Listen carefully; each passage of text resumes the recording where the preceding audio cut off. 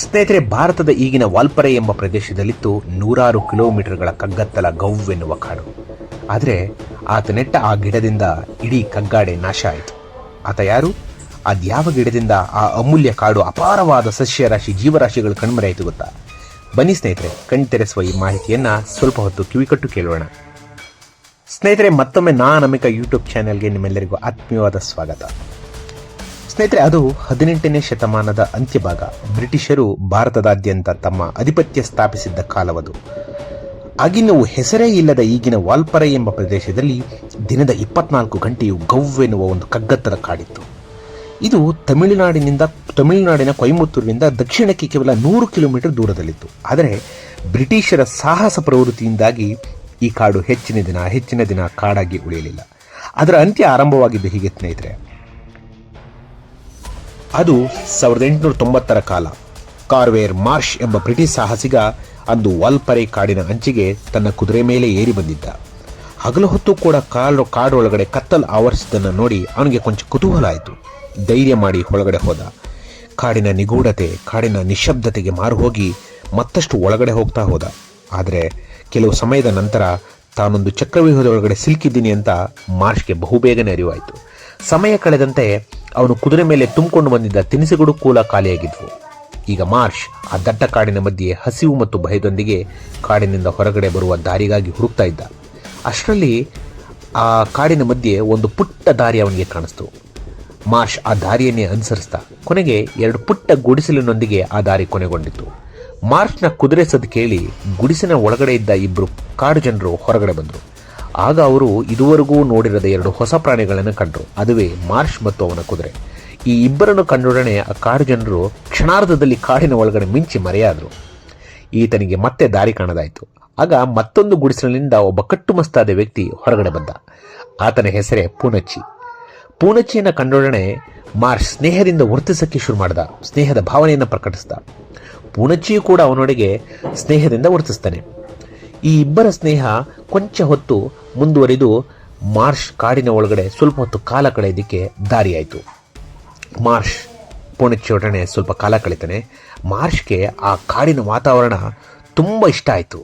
ಜೊತೆಗೆ ಪೂನಚ್ಚಿಯ ಸಹಾಯದಿಂದ ಬರುವ ದಿನಗಳಲ್ಲಿ ಆ ಸ್ಥಳೀಯ ಕಾಡಿನ ಜನಗಳ ಸ್ನೇಹವನ್ನು ಸಂಪಾದನೆ ಮಾಡ್ಕೋತಾನೆ.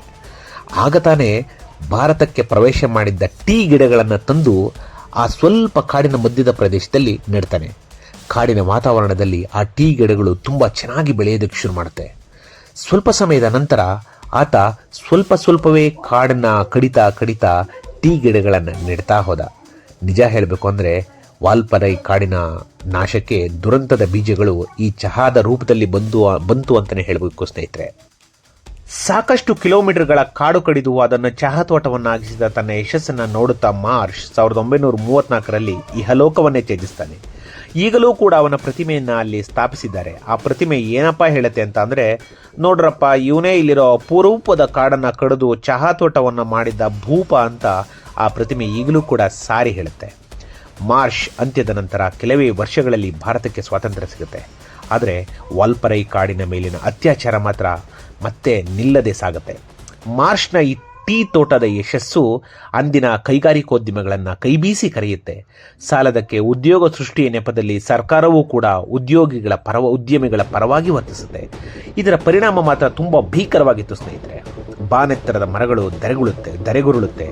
ಅತ್ಯಮೂಲ್ಯ ಸಸ್ಯ ಸಂಕುಲಗಳು, ಅಪರೂಪದ ಪ್ರಾಣಿ ಪಕ್ಷಿ ಸಂಕುಲಗಳಿದ್ದ ಜಾಗಗಳಲ್ಲಿ ಅವುಗಳೆಲ್ಲ ನಾಶವಾಗಿ ಅವುಗಳ ಜಾಗದಲ್ಲಿ ಕಾಡಿನ ಎದೆಯ ಮೇಲೆ ಬರೆ ಎಳೆದಂತೆ ಬೃಹತ್ ರಸ್ತೆಗಳು ನಿರ್ಮಾಣವಾಗುತ್ತೆ. ನೋಡುತ್ತಿದ್ದಂತೆ ನೂರಾರು ಕಿಲೋಮೀಟರ್ಗಳ ಅಪರೂಪವಾದ ಕಾಡು ಕಣ್ಮರೆಯಾಗಿ ಈಗ ನೀವು ನೋಡ್ತಾ ಇರುವಂತಹ ಚಹಾ ತೋಟದ ಹೊದಿಕೆಯನ್ನು ಭೂಮಿ ತಾಯಿಗೆ ಹೊದಿಸಲಾಗುತ್ತೆ.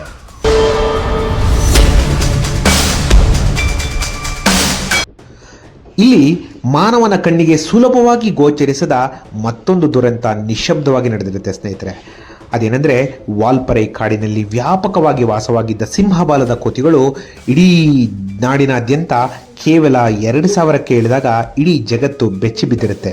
ಜೊತೆಗೆ ಈ ವಾಲ್ಪರೈ ಕಾಡಿನ ನಾಶದಿಂದಾಗಿ ಈಗಾಗಲೇ ನೂರಾರು ಪ್ರಾಣಿ ಸಂಕುಲಗಳು ನಿರ್ನಾಮವಾಗಿರುವುದು ಜಗತ್ತಿನ ಅರಿವಿಗೆ ಬರುತ್ತೆ. ಸ್ನೇಹಿತರೆಲ್ಲ ನಾನು ಮೇಲೆ ಹೇಳಿದ್ನಲ್ಲ, ಸಿಂಹಬಾಲದ ಕೋತಿಗಳು ಅಂತ.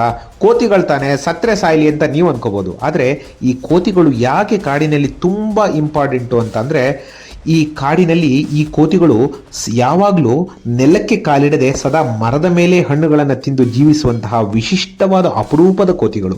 ಇವುಗಳ ಇರುವಿಕೆ ಕಾಡಿನ ದಟ್ಟತೆಯನ್ನ, ಕಾಡಿನ ಒಂದು ಆರೋಗ್ಯಕರ ಲಕ್ಷಣವನ್ನು ತೋರಿಸುತ್ತೆ ಸ್ನೇಹಿತರೆ. ಜೊತೆಗೆ ಕಾಡಿನಲ್ಲಿ ಹೊಸ ಹೊಸ ಮರಗಳು ಹುಟ್ಟುವಿಕೆಗೆ, ಅವುಗಳ ಬೀಜ ಪ್ರಸರಣಕ್ಕೆ ಈ ಕೋತಿಗಳು ತುಂಬಾ ಸಹಾಯಕಾರಿ. ಅಂತಿಮವಾಗಿ ಮಾನವ ಎಚ್ಚೆತ್ತಾಗ ಬಹುತೇಕ ವಾಲ್ಪರೈ ಕಾಡು ಕಣ್ಮರೆಯಾಗಿರುತ್ತೆ ಸ್ನೇಹಿತರೆ. 2001ರಿಂದ ಅಲ್ಲಿ ವ್ಯಾಪಕವಾದ ಜನಜಾಗೃತಿಯನ್ನು ಮೂಡಿಸಲಾಗುತ್ತೆ. ಜೊತೆಗೆ ಈ ಒಂದು ಜನಜಾಗೃತಿಯ ಪರಿಣಾಮವಾಗಿ ಅಲ್ಲಿ ಕೆಲವು ಎಕರೆಗಳ, ಅಂದರೆ ಒಂದು 400ರಿಂದ 500 ಎಕರೆಗಳ ಕಾಡು ಮೂಲ ಸ್ವರೂಪದಲ್ಲಿ ಉಳ್ಕೊಳ್ಳೋದಕ್ಕೆ ಇದು ಸಹಕಾರಿಯಾಗುತ್ತೆ. ಸ್ನೇಹಿತರೆ, ಇಲ್ಲಿ ಸದ್ಯದ ಪರಿಸ್ಥಿತಿಯನ್ನು ನೋಡಿದರೆ ಅಲ್ಲಿ ಕಾಡು ಕಡಿದ ಉದ್ದೇಶವೂ ಕೂಡ ಅಷ್ಟು ಲಾಭದಾಯಕವಾಗಿಲ್ಲ. ಏಕೆಂದರೆ ಇತ್ತೀಚಿನ ವರದಿಗಳ ಪ್ರಕಾರ ಅಲ್ಲಿ ಬೆಳೆಯುವ ಚಹಕ್ಕೆ ಬೇಡಿಕೆ ಕುಸಿದಿದೆ. ಜೊತೆಗೆ ಟೀ ಉದ್ಯಮವೂ ಕೂಡ ಅಲ್ಲಿ ಲಾಭದಾಯಕವಾಗಿಲ್ಲ. ಹಳ್ಳಿ ಕಡೆ ಒಂದು ಗಾದೆ ಹೇಳ್ತಾರಲ್ಲ, ದುಡ್ಡು ದಂಡ ತಲೆನೋ ಬೋಳ ಅಂತ. ಹಂಗಾಯ್ತು ಈ ವಾಲ್ಪರೈ ಕಾಡಿನ ಕತೆ. ಇದು ಸ್ನೇಹಿತರೆ ನಮ್ಮ ಅಂಗೈಲಿದ್ದ ಅಪರೂಪದ ಪಶ್ಚಿಮ ಘಟ್ಟದ ಸುವಿಸ್ತಾರ ಕಾಡೊಂದು ನಾಶವಾದ ಒಂದು ದುರಂತ ಕತೆ. ಈ ಒಂದು ಕತೆ ಇಷ್ಟವಾದಲ್ಲಿ ಇತರರಿಗೂ ಹಂಚೋದು ಮಾತ್ರ ಮರೆಯಬೇಡಿ. ಇಷ್ಟವಾದಲ್ಲಿ ನಮ್ಮ ಚಾನಲ್ಗೆ ಸಬ್ಸ್ಕ್ರೈಬ್ ಮಾಡಿ ಮತ್ತು ಅಭಿಪ್ರಾಯಗಳಿಗಾಗಿ ತಪ್ಪದೆ ಕಮೆಂಟ್ ಮಾಡಿ ಅಂತ ಹೇಳ್ತಾ ನನ್ನ ಒಂದು ವಿಡಿಯೋಗೆ ವಿರಾಮವನ್ನು ಹಾಡ್ತೀನಿ. ಜೈ ಹಿಂದ್, ಜೈ ಕರ್ನಾಟಕ.